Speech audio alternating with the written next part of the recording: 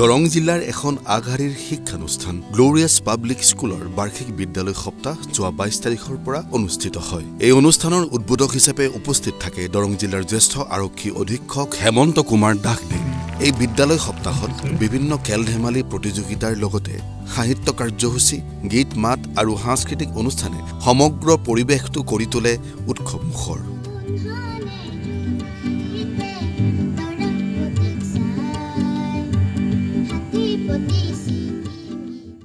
Complete স্কুলৰ গোটেই টিমটোৱে যেনেধৰণে অৰ্গেনাইজ কৰিছে বস্তুখিনি মানে খেলা ধূলাৰ পৰা আদি কৰি গোটেইখিনি বৰ ছিষ্টেমেটিক অৰ্গেনাইজ হৈছে আৰু বহুত ডিচিপ্লিন হৈছে।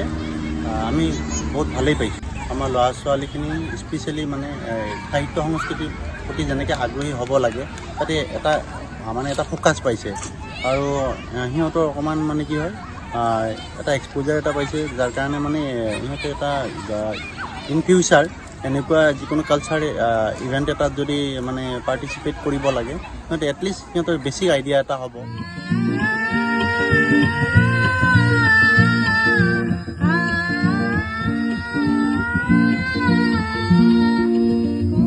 আৰু এনেদৰেই সামৰণি পৰে গ্লোৰিয়াছ পাব্লিক স্কুলৰ 2025-26 বৰ্ষৰ বিদ্যালয় সপ্তাহ।